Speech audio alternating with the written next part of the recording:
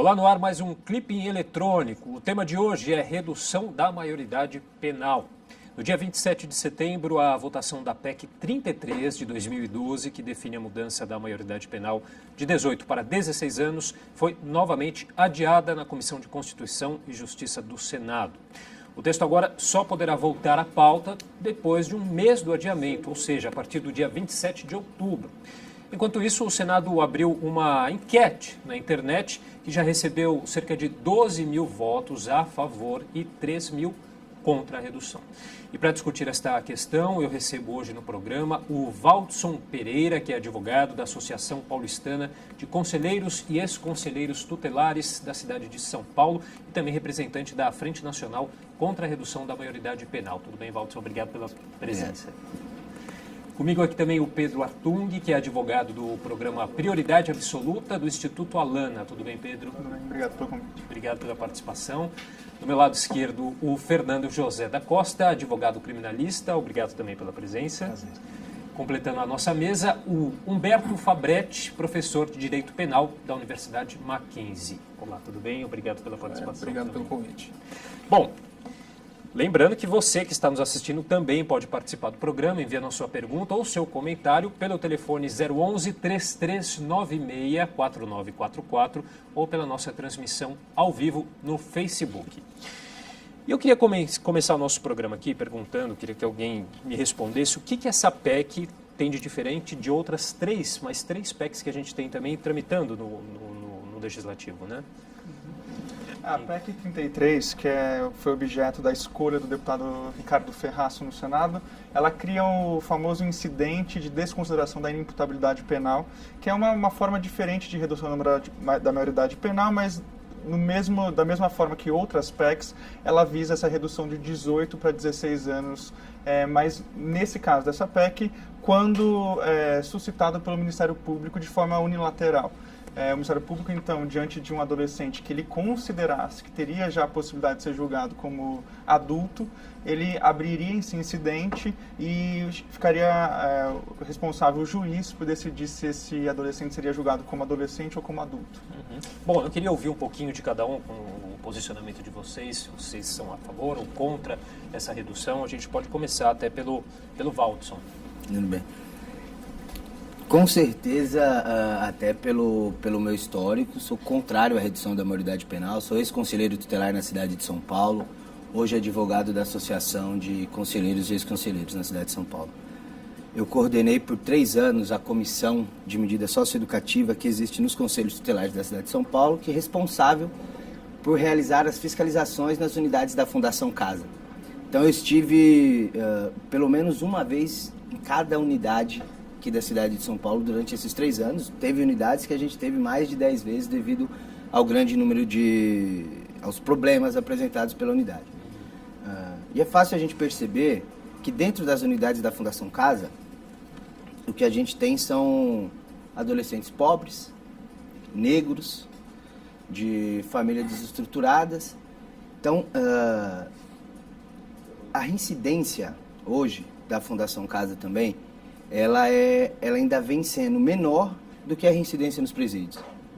Então, como você tirar um adolescente que já é violado, né, desde quando criança, desde muito novo, já vem sendo os direitos violados por falta das políticas públicas, por falta de um acompanhamento direto do governo, que não atende às periferias, e aí você reduz a idade penal, joga esse adolescente num presídio, né, coloca ele aí, na verdade, na faculdade do crime, que é a realidade dos presídios hoje no país, são dominados pelas facções, e as facções vão cooptar esses adolescentes, né, para que eles atuem diretamente na criminalidade, aí empoderado disso.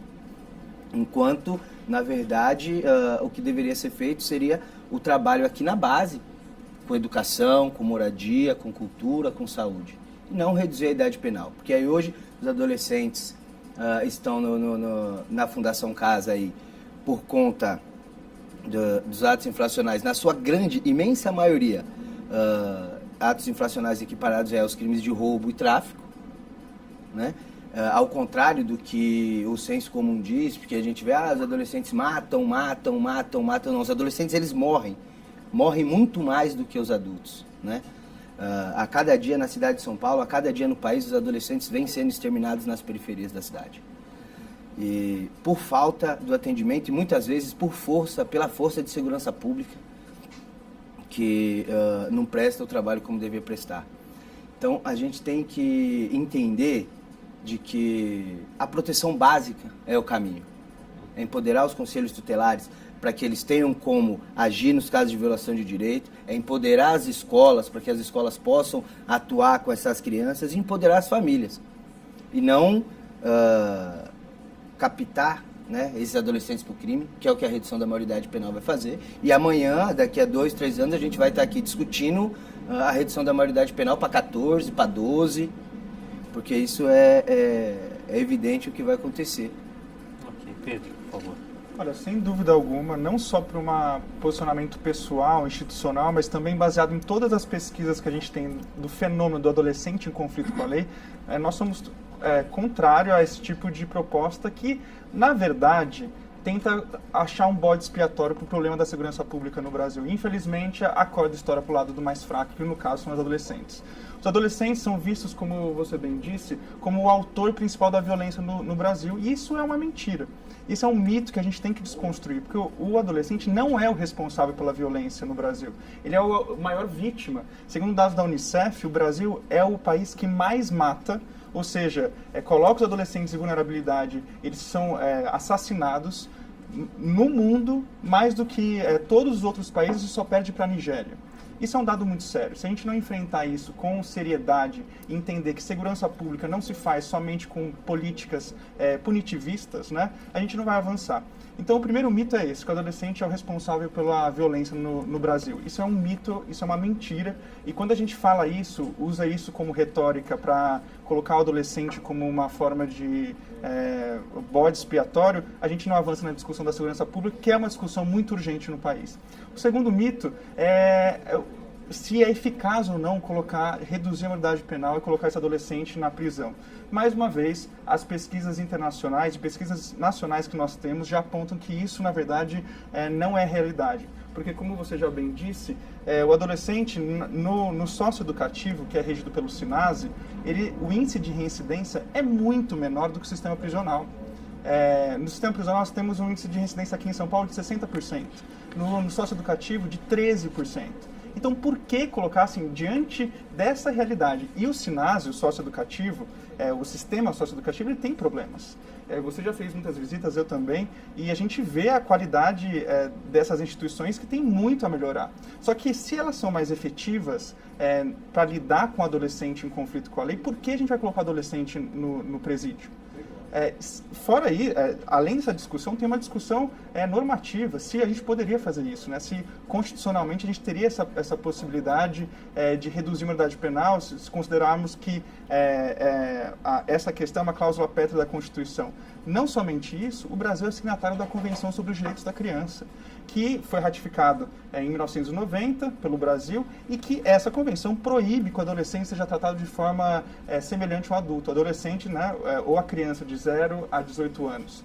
Então, por várias razões, por especialistas são unânimes em afirmar, não só no mundo do direito, mas no mundo da assistência social, que é importante trazer para esse debate. Aqui nós temos pessoas ligadas ao direito, só que esse debate não pode se restringir ao direito, mas também à assistência social, à psicologia, que entende o desenvolvimento do adolescente.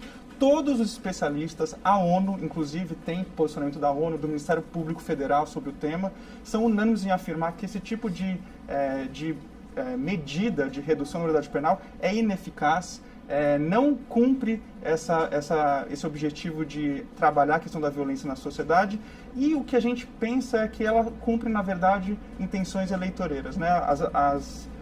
As eleições estão se aproximando em 2018 e muitos políticos usam isso como uma forma eleitoral, se utilizando da falta de entendimento da população para promover esse tipo de política. Uhum. Professor Humberto, qual que é o seu posicionamento, a sua posição, opinião em relação ao assunto? Olha, eu concordo com os argumentos, né, levantados pelos colegas que falaram antes de mim.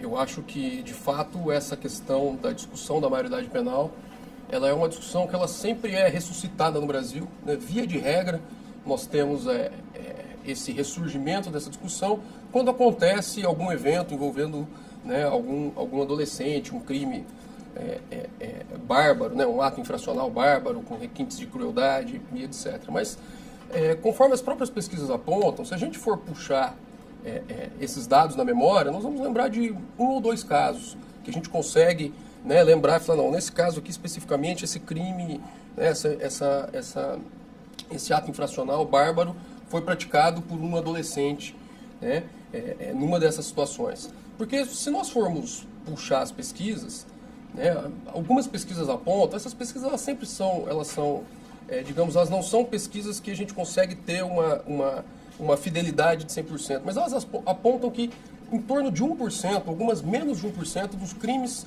contra a vida teriam sido praticados por jovens, ou os atos infracionais, né, para a linguagem ficar mais adequada.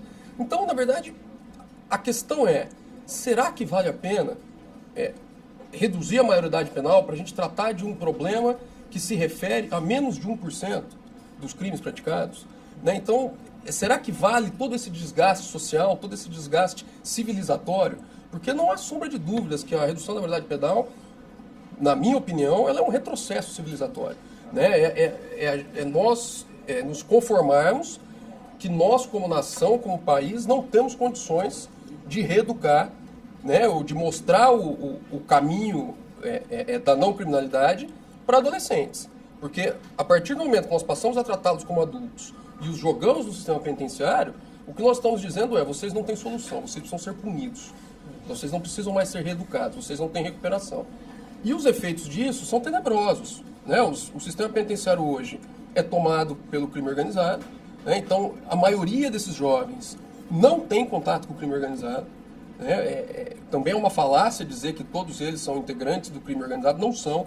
A maioria está internada, né, na Fundação Casa por crimes vinculados ao patrimônio, ou seja, esses adolescentes estão querendo consumir, essa é a ideia, eles querem ser consumidores, então são crimes que têm algum ganho patrimonial, porque na imensa maioria das vezes são crianças e são adolescentes que, conforme dito pelo colega, vêm de famílias pobres, né, famílias desestruturadas, da periferia da cidade de São Paulo, se nós podemos traçar assim. E a questão que se coloca é exatamente essa. Será que a única resposta que nós temos para esses jovens é o direito penal? Né? É a punição? E mais um mito, que eu acho que dentre todos que foram colocados, é um mito que ele precisa ser quebrado de uma vez por todas. O direito penal não resolve problemas sociais. Não há um lugar do mundo onde nós conseguimos resolver problema social com direito penal. Não há um lugar do mundo onde tem uma pesquisa científica feita com metodologia, feita com racionalidade, que aponte que a exasperação da pena, que o aumento da punição leva à diminuição de criminalidade. Essa é uma premissa falsa, ela não existe. Quanto mais eu puno, menos crimes eu vou ter. Isso não existe, isso é falso. Isso faz parte do ideário, do imaginário do brasileiro. Na verdade, a proposta é o contrário. Quanto menos eu puno, menos criminalidade eu tenho. Porque o ciclo da criminalidade ele vai se retroalimentando. Cada vez que eu coloco uma pessoa dentro do sistema penitenciário, eu aumento os fatores criminógenos que agem sobre ela. Então, na verdade, é necessário quebrar com esse ciclo e não aumentar esse ciclo. E tem um outro problema que é um problema basicamente estrutural. Né? O sistema penitenciário brasileiro está mais do que saturado. Nós temos um déficit hoje de quase 250 mil vagas. Ou seja, não temos onde colocar as pessoas. Né? Então nós vamos colocar esses adolescentes onde? Nesses presídios que não tem espaço, que não tem dignidade, que não tem alimentação, que não tem comida, que não tem segurança. É para lá que nós vamos colocar esses adolescentes com 16 anos e esperar que dali eles ressurjam e deixem de praticar atos infracionais? Então, as minhas considerações são nesse sentido. Uhum. Bom, doutor Fernando José da Costa, advogado criminalista, agora gostaria de ouvir o posicionamento do senhor. Bom, o meu posicionamento é pela redução da maioridade penal, mas é um posicionamento embasado na dogmática jurídica do direito penal, né? A gente tem o nosso Código Penal de 1940, a nossa Constituição de 88, que estabelece, são penalmente inimputáveis os menores de 18 anos. Então, explicando isso para o telespectador. há uma presunção absoluta de que o menor de 18 anos é inimputável criminalmente. Ele não vai responder pelos crimes praticados. E aonde está a fundamentação dessa legislação? Ela está no amadurecimento desta pessoa. Então, em 1940, se sustentou que os adolescentes de 16 anos, de 17, ou os menores de 18, não tinham amadurecimento para entender o que é certo ou errado. Então, como essas pessoas não têm amadurecimento para saber o que é certo ou errado, elas, se errarem, não devem responder pelos seus atos.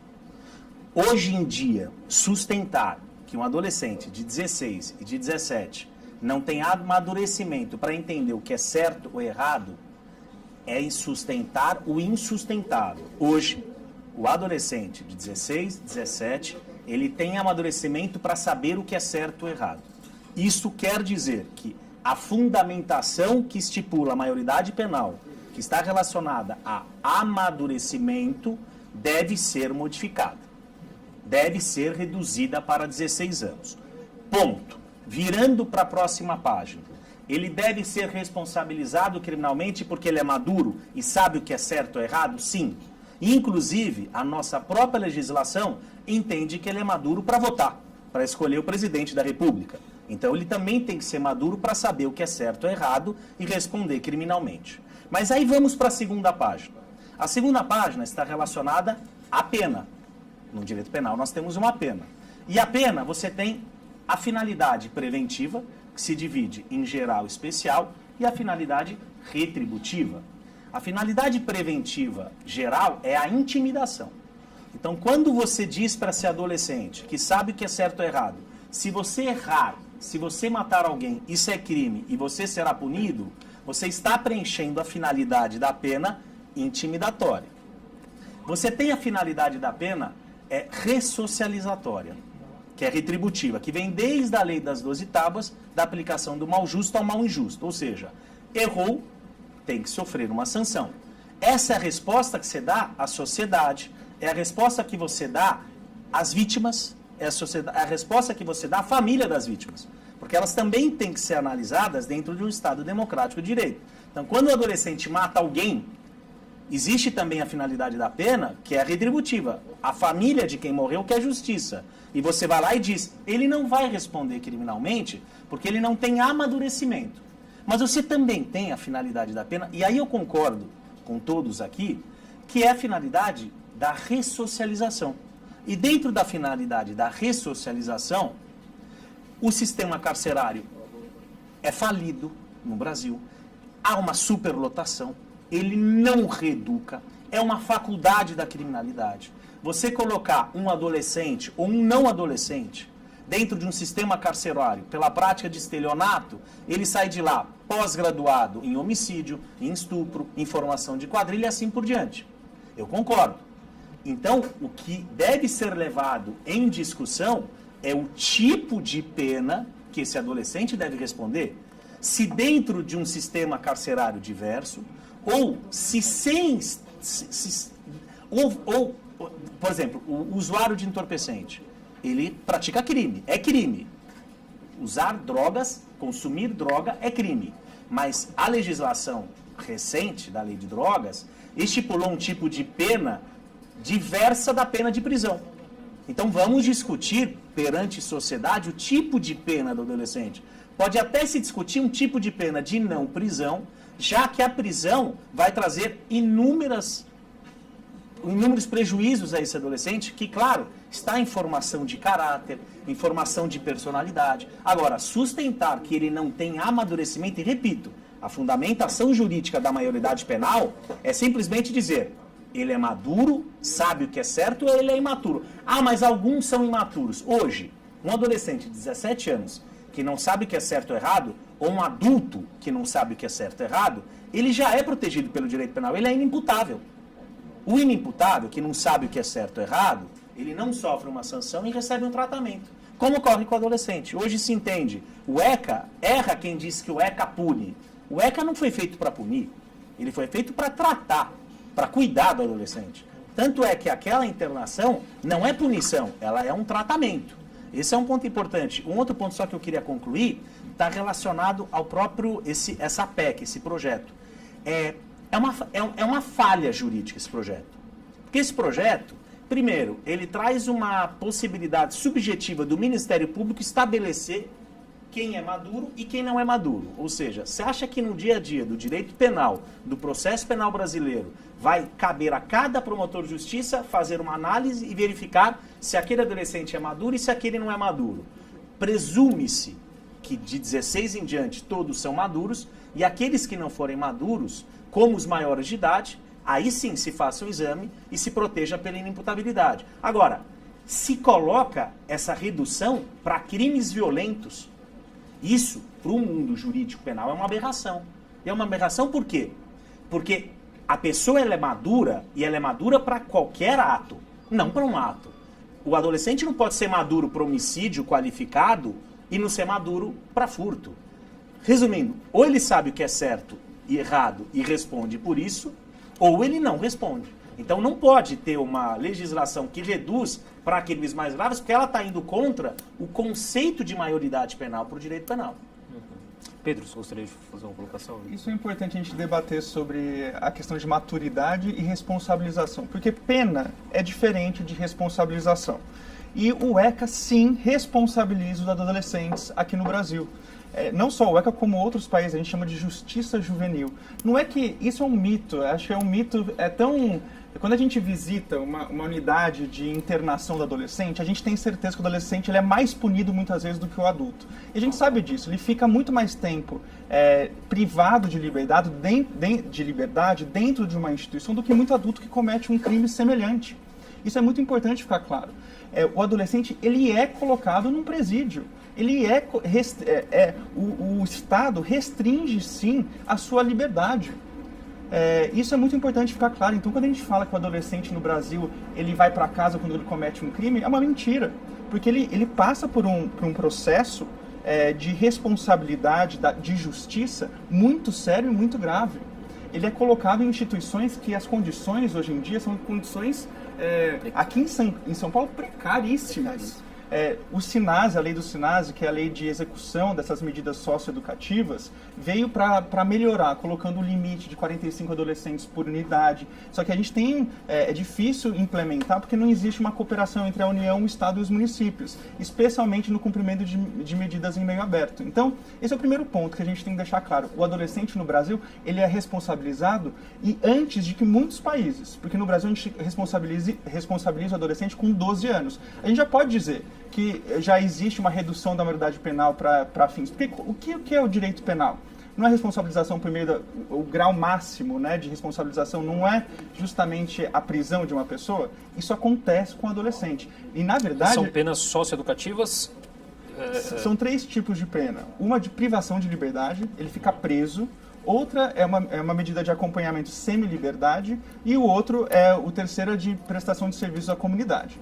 E isso a gente sabe, e o mais importante, regime aberto, que é a terceira forma de prestação de cumprimento de uma medida socioeducativa, não existe. Existem muitos poucos municípios e isso que a gente precisa discutir. Se a gente quiser realmente trabalhar a questão da responsabilização do adolescente em conflito com a lei, a gente tem que pensar em medida em meio aberto, que é o que mais dá oportunidade para o adolescente. Porque, como foi bem dito, o adolescente não teve oportunidade muitas vezes. A gente sabe que o perfil do adolescente dentro da instituição, 53%, eles não completaram o ensino básico, tiveram só até a 5ª série do ensino primário.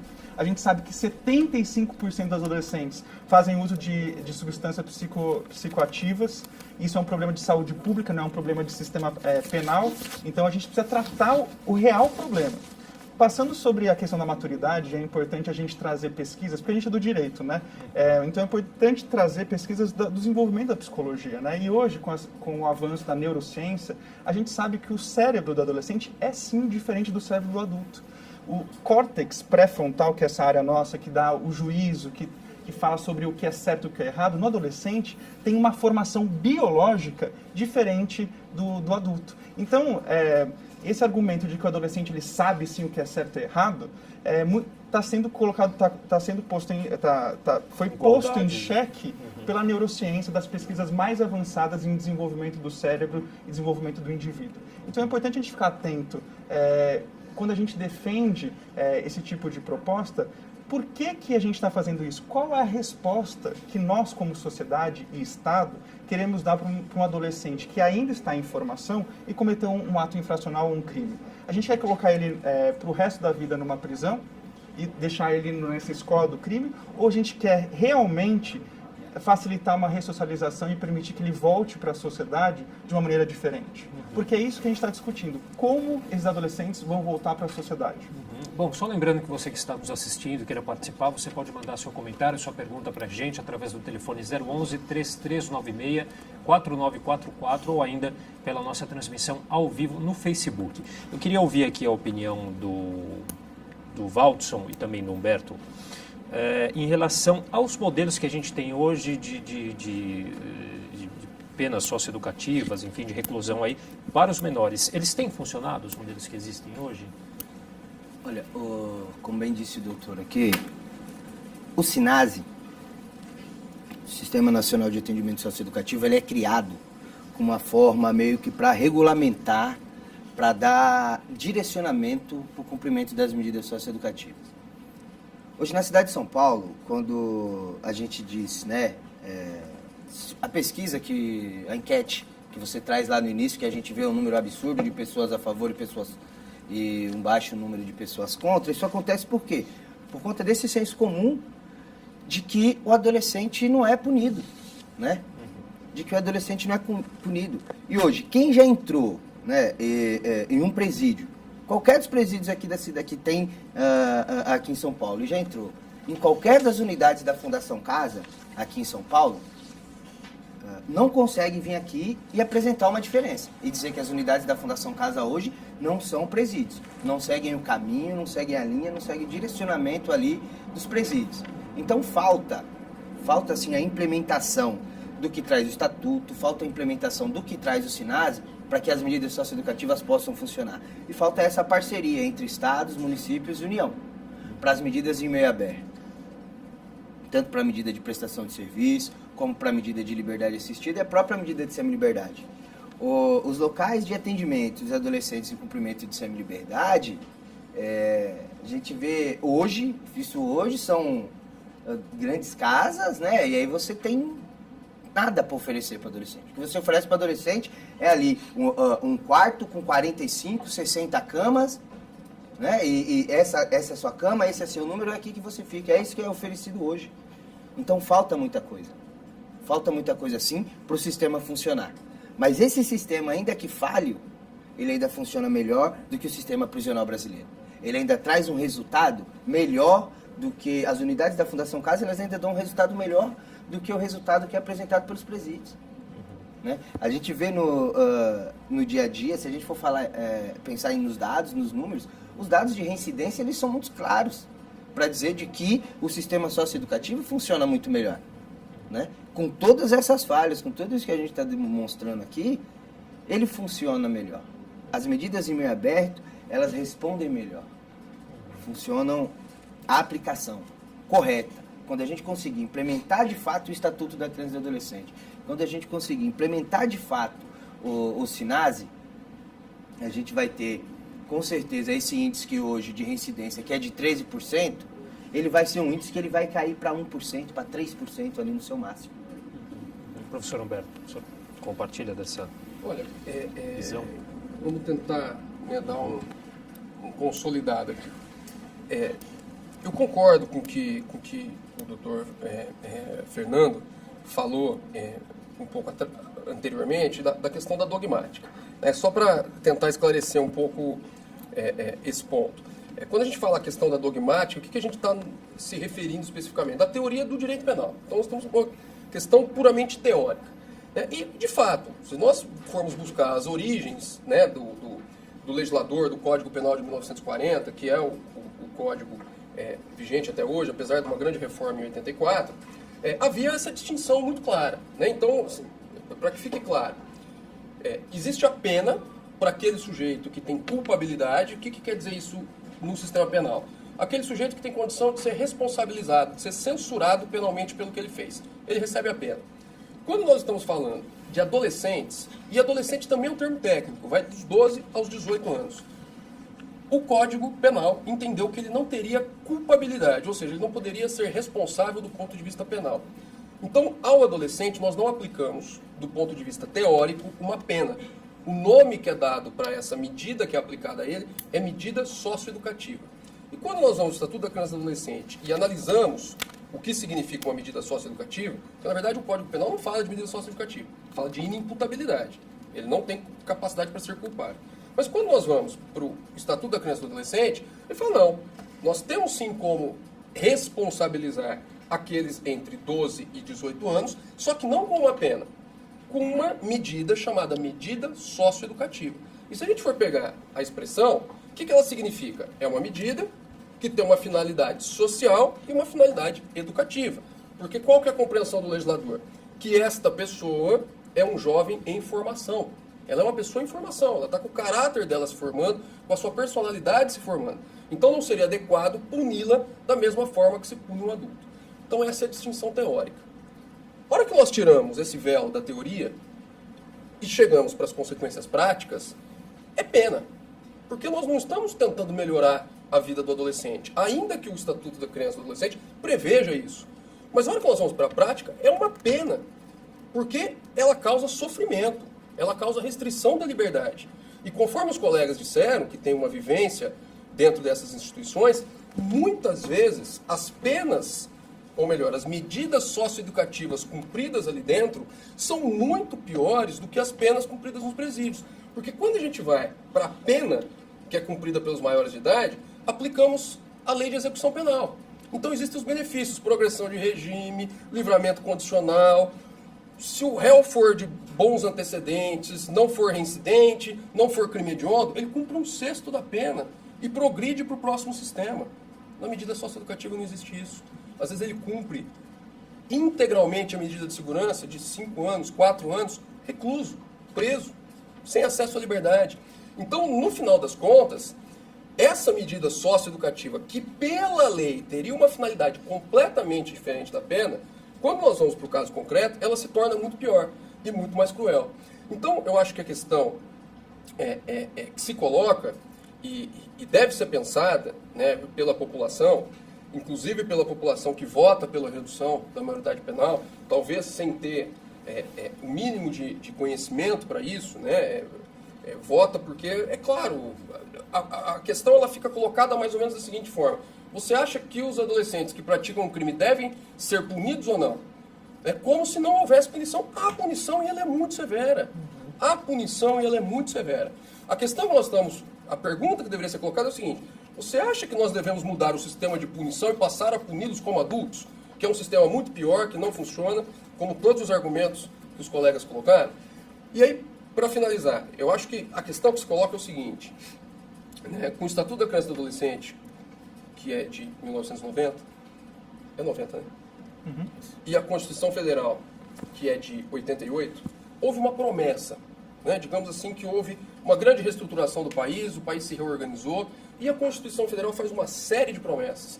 E o Estatuto da Criança e do Adolescente, que é uma decorrência da própria Constituição, vem e tenta implementar essas promessas, que é a promessa da proteção integral da criança e do adolescente, que é a promessa de lazer, que é a promessa de saúde, que é a promessa de educação, que é a promessa de uma série de direitos e garantias fundamentais.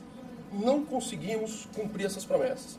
É só a gente esperar, não precisa nem esperar, mas é esperar ficar um pouquinho mais tarde e dar uma volta aqui pelo centro de São Paulo, que a gente percebe que não conseguimos cumprir a promessa. Nossas crianças, nossos adolescentes estão numa situação da mais completa vulnerabilidade. Então o Estado errou. Nós, como sociedade, erramos e continuamos errando. E a hora que esse jovem erra, o que a gente quer fazer com ele? A punição. A gente quer o caminho mais curto, o caminho mais fácil. Como se nós tivéssemos dado a eles todas as possibilidades do mundo de não terem se tornado jovens infratores, como se nós tivéssemos dado todas as oportunidades do mundo para que eles fossem um cidadão absolutamente cumpridor da lei, e agora ele traiu absolutamente nossa confiança e nós precisamos puni-lo. Com essa finalidade da pena, que é a punitiva, que na verdade é uma vingança. E nós vamos nos vingar da traição. Quando, na verdade, a hora que nós vamos para as estatísticas, não é isso que aconteceu. Esse jovem, na maioria das vezes, não teve nada dessas promessas. E o ato infracional, muitas das vezes, foi um dos caminhos que ele encontrou para tentar sair daquela condição, ou para ou numa condição na qual ele já estava afogado até o pescoço. Então, eu acho que a discussão tem que ser colocada também nesse ponto. O que nós estamos dando e o que nós estamos querendo em troca. Bom, doutor Fernando, o senhor está querendo... A gente poderia até se aprofundar na questão do ECA, mas eu acho que não é nem esse o tema.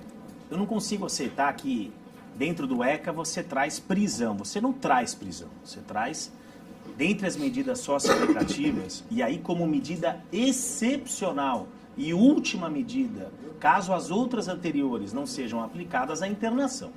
Esse é um ponto importante. E a internação, ela tem um período mínimo e ela tem um período máximo que chega a 3 anos. Evidentemente, isso não pode ser tratado como prisão e não pode ser dito que ela é pior do que o sistema prisional e da pena, que pode chegar até 30 anos de cumprimento de pena no seu limite máximo de cumprimento trazido na própria Constituição.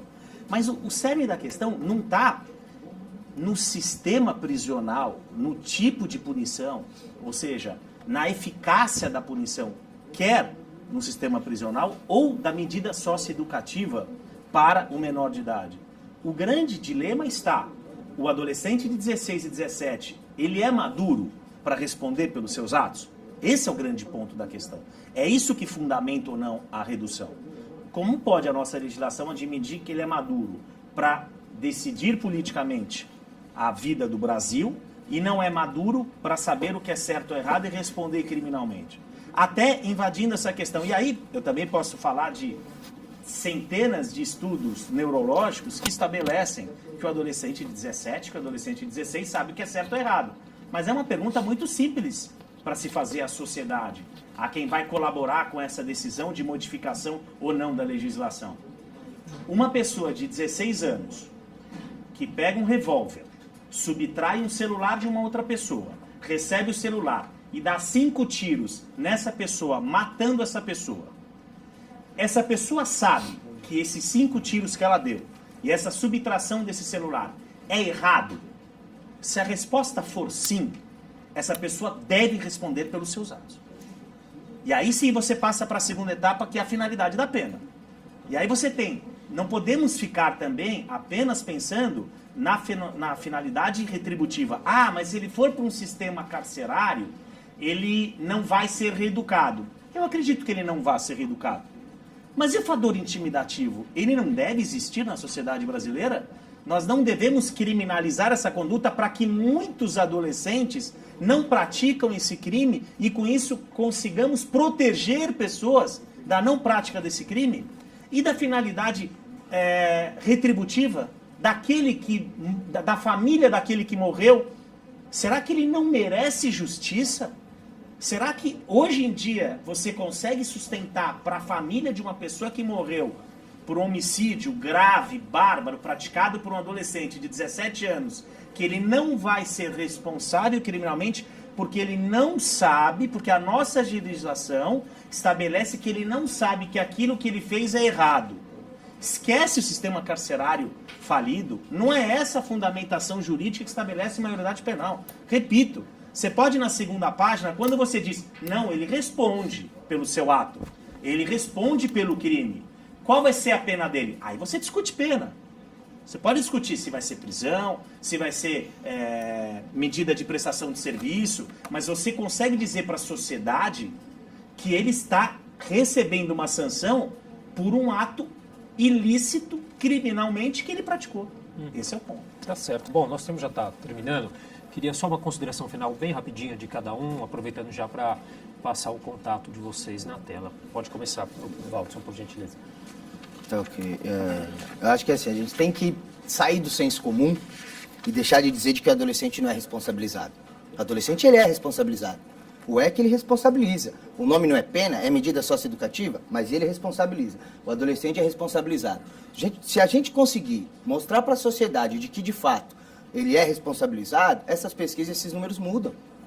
Se a gente conseguir mostrar para a sociedade que um adolescente, no sistema socioeducativo, ele pode ficar até 3 anos interno, enquanto um adulto, no sistema prisional, com bons antecedentes, que é primário, no caso de roubo à mão armada, ele vai ficar no máximo 2 anos.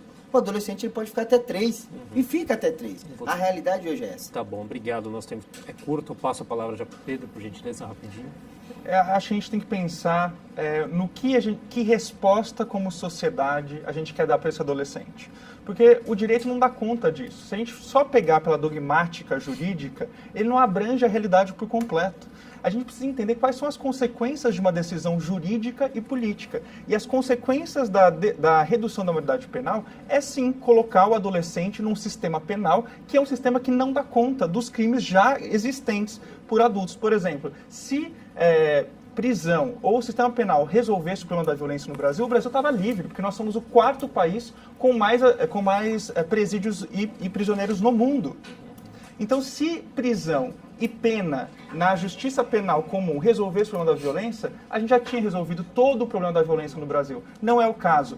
O que a gente tem que buscar são outras formas de responder o que esse adolescente não teve na vida inteira. Tá bom, desculpa a gente interromper, que nosso tempo está bem curto, mas apertado. Professor Humberto, por gentileza. Bom, eu acho que o que é preciso fazer é a gente começar a minimamente cumprir o que a Constituição diz. Se nós cumprirmos o que a Constituição diz e percebermos que a partir daí não está dando resultado, aí a gente pode falar em mudanças. Mas enquanto a gente ficar numa visão puramente teórica, dogmática, positivista da lei penal, desconsiderando toda a política criminal que tem por volta, todos os estudos criminológicos, nós vamos chover no molhado. Nós vamos ficar com uma grande teoria penal maravilhosa, na maioria das vezes importada de países europeus com realidades completamente diferentes das nossas, e que a hora que a gente vai para a aplicação prática, a gente não consegue resultado nenhum.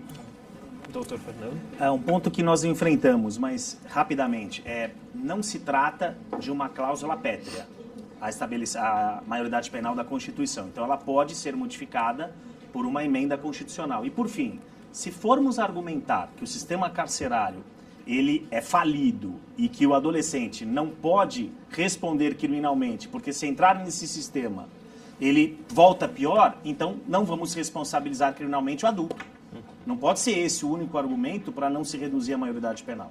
Era isso. Tá Obrigado. certo. Bom, queria agradecer a participação de todos. Muito obrigado por todos os esclarecimentos. Obrigado a você também que nos acompanhou em mais um Clipe Eletrônico. TV Câmara São Paulo. Informação para a cidadania.